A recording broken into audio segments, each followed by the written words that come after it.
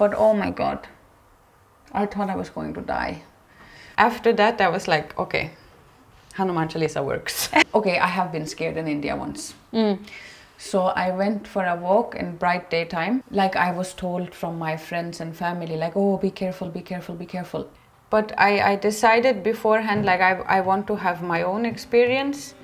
I speak basically like with an Indian accent now when I speak English. Like for me, the first time driving there, I was really scared. I almost can say I have never felt that much love in any home before. He just challenged everything that I had believed my whole life.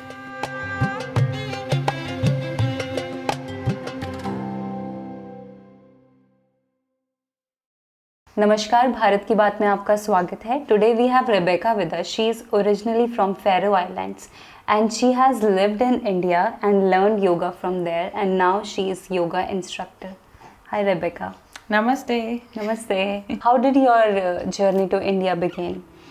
So it was actually, I witnessed one of my girlfriends, one of my dear friends, she had gone to India.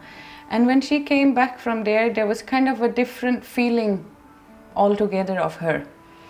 And I was feeling like I also want to, go through whatever she has gone through, and she felt like more down to earth and more calm. And so I actually, just from feeling her development, I thought, okay, let me go to India and see what it's all about.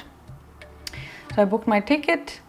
And I went first traveling Rajasthan, which was like, beautiful experience. Colors and, lots of people and elephants and like craziness for someone coming from Scandinavia. Yeah. And so then I ended up doing, in Rishikesh, in Uttarakhand, I did a yoga teacher training course, which was a month long. So I wanted to kind of immerse myself in what is yoga and, kind of bring that into my life, because that's what my friend had done. Were you interested in yoga before you went to India? No. Okay. No, not at all. I mean, I was interested in physical, like I was teaching skiing and going lots in mountains. So I was always very physical, like challenging myself, but I had never practiced yoga before. Okay. So I went to this course, and this course really transformed so many things inside me. Especially my philosophy teacher in this course, he challenged my understanding of what is God, and because I've always been a little bit like I don't want to even talk about religion, because I come from Faroe Island where it's a little bit strict Christianity, there's the strict Christians and then the more chill people. So I was from the chill part. Yeah, you can say. So, he just challenged everything that I had believed my whole life. Okay. And opened up my perspective of what is possible, and Do you believe in something now? Yeah, I do. Okay. I definitely, before I was hardcore, only if you can prove it to me, then we can talk. Now it's like, oh, who are we to say what is possible, And I feel now like, if how is it they say, like, if you only believe in science, you are so limited, So he opened up my life, I feel like. Okay. But yeah, that's how the journey started. And after these 4 months, I went back home to Norway, where I was living at the time, and started to feel like my life there was no point in what I was doing, and I needed to go back to India to learn more, So, more about yoga or everything? About life, how to live, what to do, what is the purpose, and yeah. So I figured out a way to quit my job. I quit my life, basically, and went back to India to learn more. Okay, and this time, how long did you stay? So the second time I stayed for 1 year straight, and then I went home for a few months again, and then I stayed around 3 in India and 1 in Nepal. but months in between here and there. Yeah, but that's also for us when we travel home. Right. Yeah. Yeah. Yeah. Yeah. Mm-hmm. Yeah, it is a long time. Yeah, it is a long time. I was even in India when the COVID broke out. Ah. Yeah. So And where were you at that time? I was in Uttarakhand. Okay. So when the messages came, across that, okay, now the world is going to shut down, a lot of people left to go home, right? But I was thinking, no, I want to stay here. Okay. So I stayed I stayed until December. So 2020 December. Yeah. Okay. That the lockdown started in March, was it? Yeah. And I stayed until December. Okay. Yeah. And you were in a village or? I was in Rishikesh. You were in Rishikesh. Yeah, in Laxmanjula. So I was in actually in Hari Hari Peet ashram for the lockdown, and it was beautiful experience. No tourists. No, everything was quiet. Everything was closed, and we were like 30 people in the ashram, all from different nationalities, and then the Indian family who run the ashram. So we cooked together, and we had a beautiful time. Yeah. I taught yoga every morning to everyone. Another girl, she was teaching dancing. Somebody was teaching some music. So the ashram was not just specific to yoga. It's kind of a sadhana ashram. So, some people are into sound, nada yoga, and some people do the physical, some people chant, some people do, spiritual practice. Okay. Ashram. I don't think I know that much about yoga. No, it's a whole world. Yeah. Yeah, which is also why I ended up being there so long. Yeah. Okay. And you can stay for a whole lifetime, and still there's so much to learn. So you are planning to go back some point. Definitely. And learn a little more. And I will bring my daughter. She also has to learn. How was your experience of India in terms of safety? Did you feel safe? Yeah, so I actually always felt very safe. So I have to also add that I, as a person, I jump out in things and kind of full of eager to learn and kind of like that. So I think that personality trait of mine makes me good to travel places where people generally say, oh, it's dangerous to go there. So I was told before I went to India that, oh, it's very dangerous, it's very poor, you have to be very careful, you cannot go anywhere alone, blah blah blah, all these things. But of course I had a little bit in mind what they told me, of course, otherwise you are stupid. But I very early on, I don't go out late at night alone somewhere, so especially in your place. Yeah, exactly. So I will be careful in that sense, which you should be all over in the world, wherever you go. And then I go with my gut instinct. So if I meet someone and they say, you become friends with someone, I feel like, do I trust this person? Like that. But knock on the wood, never had a bad experience in India. Never. Amazing. Yeah. Of course you will have people, yelling, but I don't take it in. Whatever. And these people are everywhere. Yeah, that's also true. Yeah. Yeah, it's not about only to India. Not at all. It's also Europe, anywhere. Yeah, anywhere. So I will say in that way that I have a lot of friends who have had bad experiences in India, but I think that also comes down to your personality. If you are afraid and you are fearful, you will attract kind of those experiences. And if you are more of a, excited to see and explore and open, then you will not see all that bad things. Yeah. And also when it comes to the large difference of wealthy and poor, beggars and all this, some people get very affected to see that kind of life there, because when you come to a city like India, Delhi or Mumbai, it's extreme, you know. A lot of. You don't see that here in Scandinavia. No. That difference. So again, I don't get so affected by it. Of course, it's sad to see someone who's missing an eye or missing a leg or something like that, but I don't know, it never really scared me as I had heard other people being scared before. So, yeah. For me, it was like more exciting to see all of these different layers of society work together. Because it's a big chaos, but it works. Yeah, it works. Yeah, it somehow works. Even like for me, the first time driving there, I was really scared to go and drive like a scooter or motorbike. So you drove in India? Yeah. Wow. But it's like everything is like a organized chaos. It is. Yeah. So you have to read signals. Right. From people and their motorcycle or motor vehicle. Exactly. Basically you have eye contact with all the people all the time and you feel... Yeah. Yeah. There are rules but no one is following, but still. Yeah.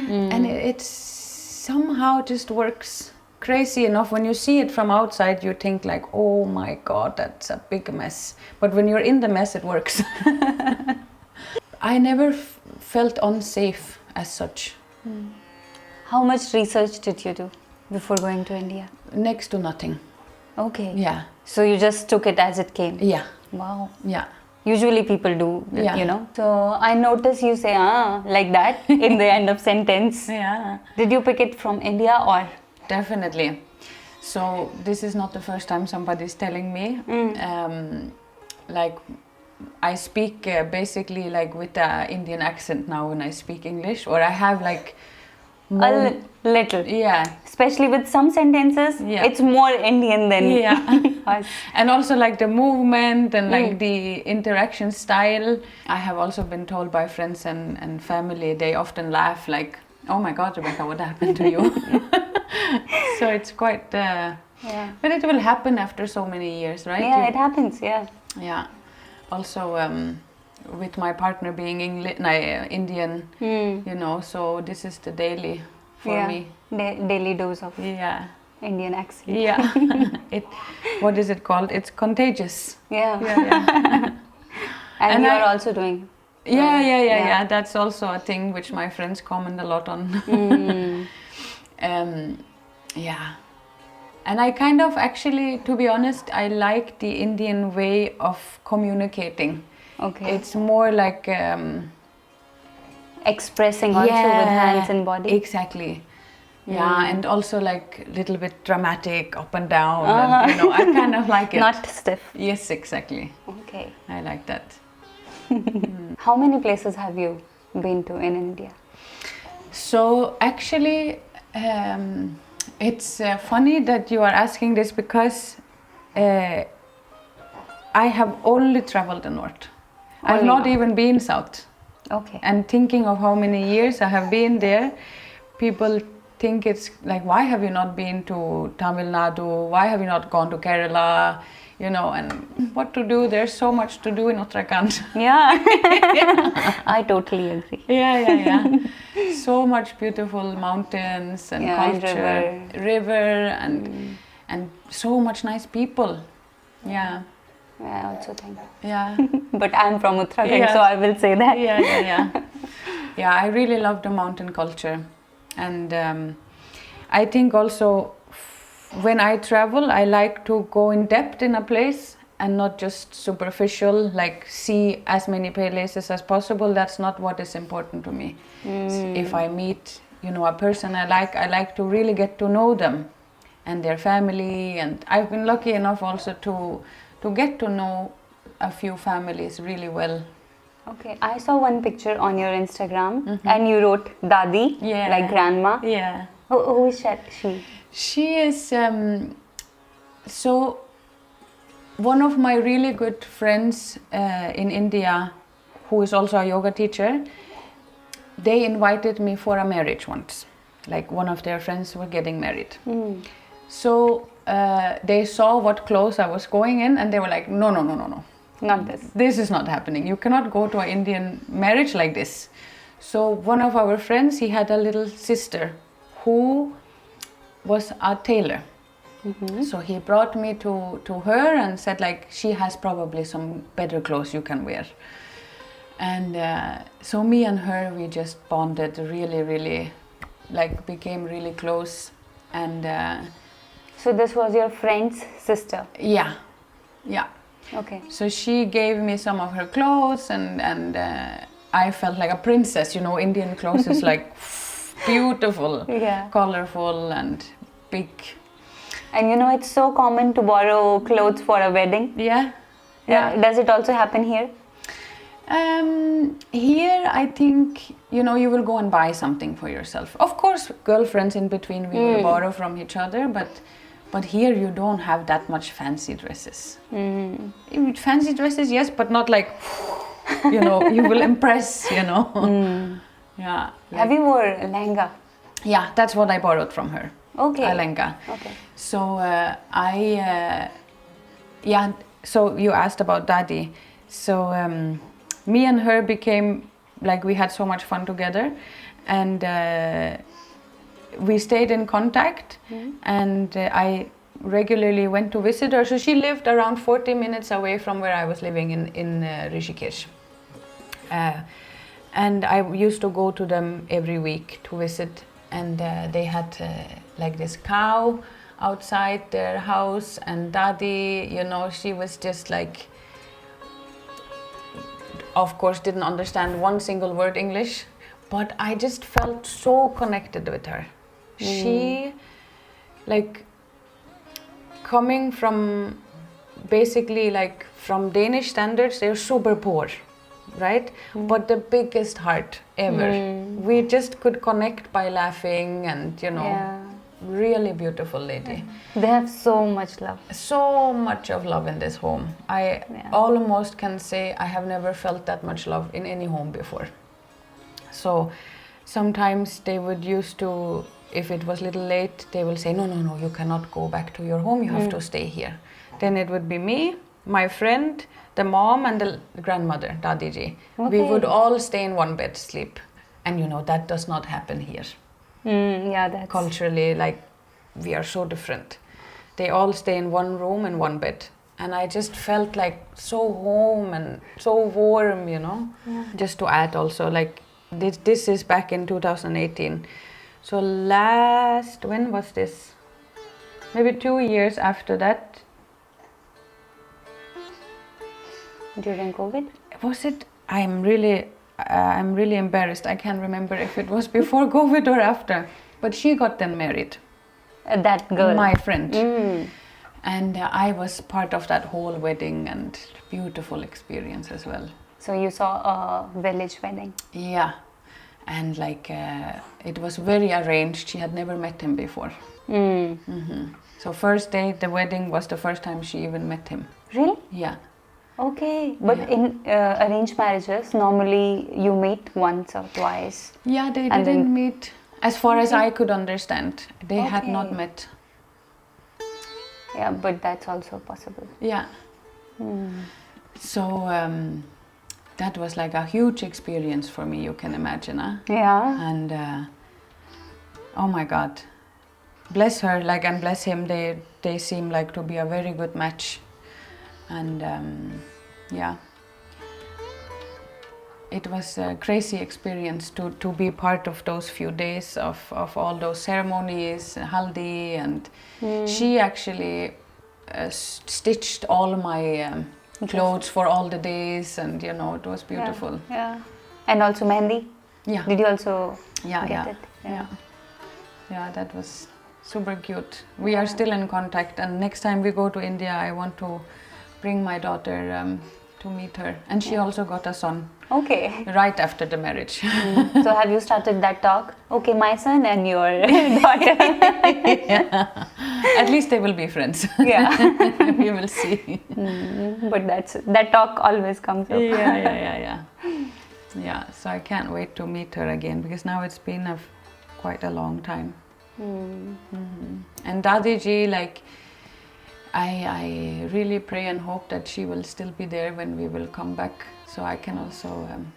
You are planning to go soon? We are going for Diwali, so we will go maybe end October. I think Diwali is 1st of November this year. Yeah. So around that time. Yeah. Yeah. Okay. So we will go in end of October and stay maybe a month.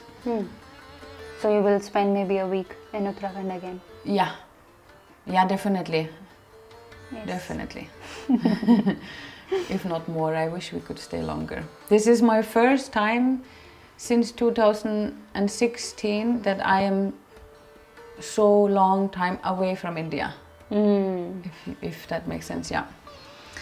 But also because you were pregnant. I was pregnant, and now we don't want to travel with her when she's so small, and yeah, it makes more sense to wait. Yeah.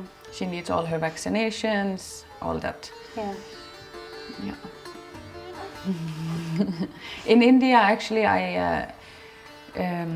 they get when they are born tuberculosis vaccination and hepatitis A and B, and we don't get that here. We are not exposed to that here, so we need to go and do that outside the system in Denmark. Okay. So when she's traveling, you will have to get an. Yeah, we need to. We are starting actually tomorrow. She's getting her first vaccine.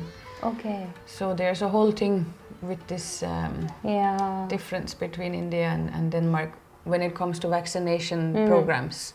Yeah, I think it depends on what do they have in their region. Yeah. What kind of diseases. Exactly. And stuff, yeah.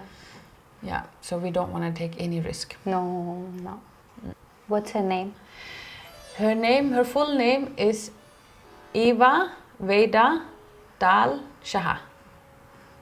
So Eva Veda Dal. This is my last name. Dal. Yeah. Okay. Shah. Shaha Okay. is his last name. And where did Veda come?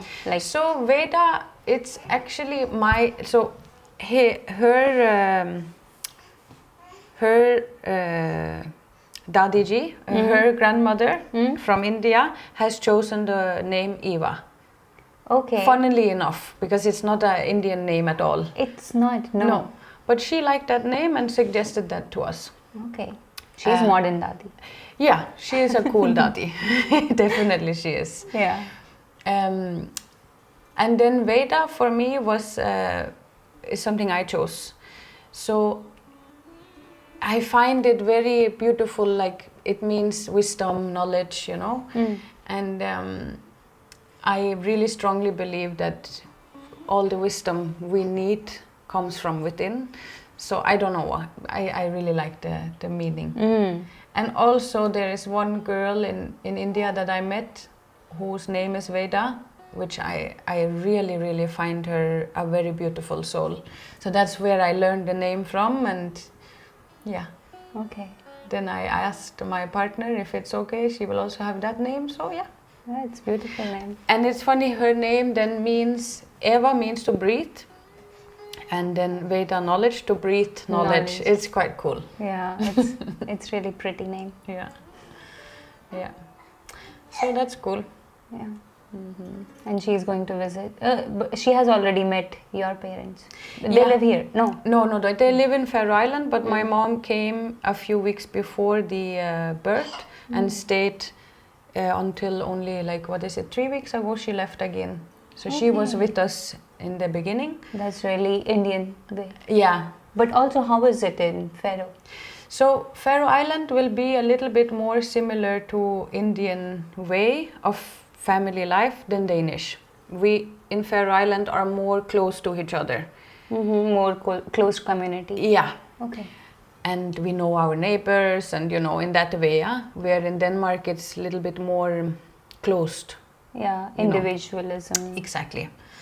So that way also I find India very attractive, like that all the families are so joint and community. Yeah. Yeah, especially in this time. Yeah. Family is important. So important. And I can also feel it now. I miss Faroe Island a lot, because there, you go and visit each other all the time, and here in Denmark you have to schedule a meeting with your friends. Yeah. It's very different. Okay. Yeah. So you can come to someone's place. You just go. spontaneous. Okay. Yeah. Your relatives, friends. Yeah. Okay. So Even it's your a- neighbors. Like my grandmother's home, the neighbor, they will just go and borrow sugar. I need sugar. So it's like India. Yeah. Mm. Especially smaller cities and Yeah. villages are like this. Yeah. And I find also in Pune, Mm. they have these gated communities. They're also like Societies. there also I find that the kids play with each other and run around in the buildings, and Yeah. I like that. Here that will not happen in the same way, at least. Yeah. I think they have a place to play, Yeah. right? Yeah. Usually they go to some kind of institute or playground or Yeah, playground. there. But it will not be like that the kids just run around and play together within, in the building, No. It's like 1 hour you have this time to play badminton or cricket. Exactly. They don't play cricket. Yeah. They will go to do activities that are organized. Yeah. At 5 o'clock. Yeah. For example. Oh, Okay, now she needs attention. you want to come up? But yeah, to come back to that thing of safety. Yeah, I feel it comes down to, now I have seen because I stayed there for so long, so I see so many tourists come and go. And it really comes down to the mindset you have when you step into it. Like I was told from my friends and family, like, oh, be careful, be careful, be careful. If you come with that mindset, I think you are doomed. You will not get to see the real of the India. You will unfortunately, get stuck in one layer and not get into. Yeah. I think. Also, if you have that belief or thinking, then you also see that more. Right? Yeah. That's what I think. That's important to have in mind. Let's say somebody will go to India, like, be careful to research too much, listen too much other people, have your own experience, and then use your common sense. Yes, also you have to be careful. You have to, but you have to everywhere. Yeah. Right? Like, don't go out after 9, like, alone. When it's especially. dark.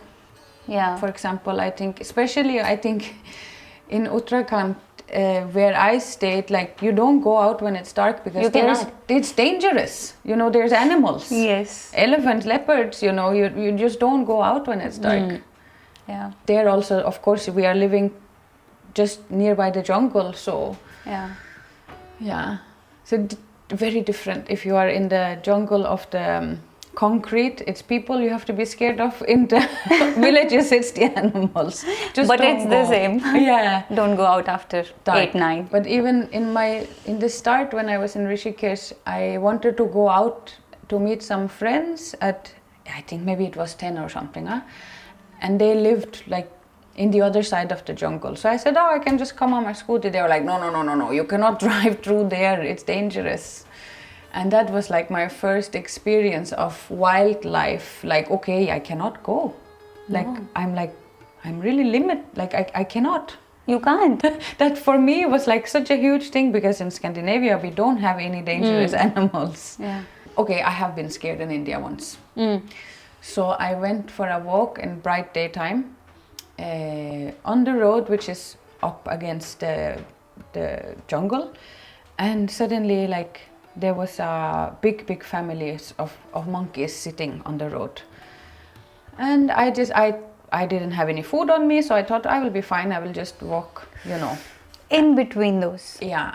Oh Like, my God. they were on the side, so I had like on the other side of the road, but oh my God, I thought I was going to die, because they were hanging on my dress and at me, and I was like, okay, don't look in their eyes, keep your mouth closed. I had just heard, like, don't show your teeth, this kind of, they will attack you. Yeah. And I heard so many stories of people being bitten by monkeys. Oh my God. Not just stories. Oh my God, yeah. So I got so scared.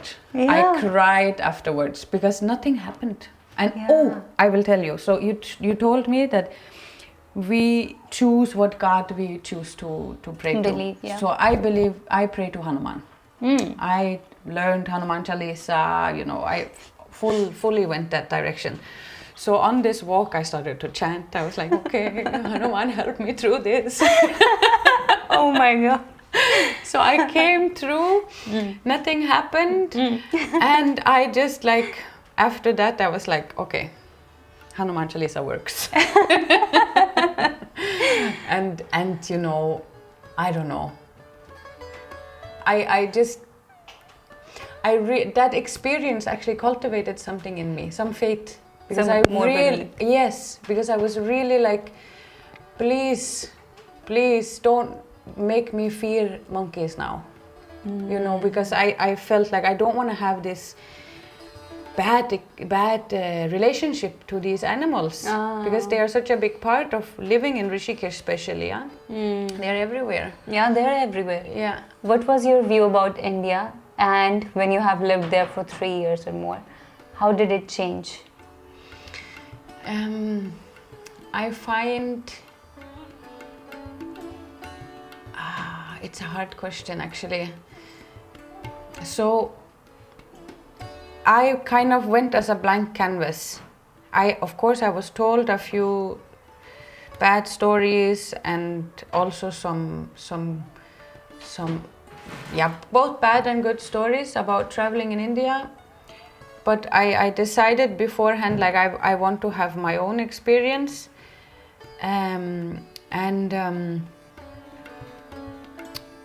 So yeah, in that sense, it's a hard question, but I can say that much, that after being there, I felt an expansion of who I am, what I can do, what is the world, you know, connection. I felt very blessed to have experienced, or to have been exposed to people who could open my perspective of how to live, like my view on what it means to live this life, you know. One example I can say is when, you know, I used to have lots of fear of dying in my life. I have been told by some people here that I'm a hypochondriac, which means, like, you know, you are afraid of sickness too much. So I had this very deep fear of dying. I could lie awake for a long time thinking of sicknesses and this and that. After my time in India, I don't have this. So that's a big life change for me. It is. Big change. So I think what helped this fear to release, kind of, is this thinking of filling the life up with, you know, doing good things for other people, like selfless service, seva, you know, that was a big part, which takes up more of my being than it did before. I didn't even have this thinking before. It was there is no concept. No concept of that, really. No, not here. I mean, we have, like, in Christianity, this, like, you must love your next person kind of concept, but it was never really explained to me. I never really lived by that, I guess, consciously. And another thing also that helped was the idea of reincarnation. Like in Hinduism. Yeah, what Hinduism, you know, is based on. Yeah. So I found, whether it's true or not, doesn't matter. I find peace in it, if that makes sense, right? So instead of fearing death, I spent my time thinking of how can I live the best now, and then we will see what will happen after I die. It's become more of a, you know, it's not that it's exciting what will happen after. It's not like that, but, you know, I don't have that fear. And it's really big thing. It's a huge thing. Yeah. Huge. Really, really big. So that's one of the biggest things that have changed. Maybe now I'm more saying what has changed in me after being in India, but my view on India, I don't know, it changed much, because I didn't have that much expectations before, like. Yeah. Mm. So, yeah. And then being a yoga instructor, Mm-hmm. it also came from being India. in. Yeah. So that was obviously like my link into learning about all these things was yoga, because I met really great teachers in India, and they have opened up many concepts for me of how to live the life. Yoga, religion, like different religions, Christianity, Hinduism, Buddhism, whatever religion, is like a value system, right? So it gave me kind of a way to live my life in a better way than I knew before. Yeah. So really It's very great. deep. Yeah, it is. But it forever grateful that I chose to go to India, because for me Christianity didn't open that box for me, but Hinduism did. Yeah. Thank you very much for coming and sharing. It was my pleasure. Thank you.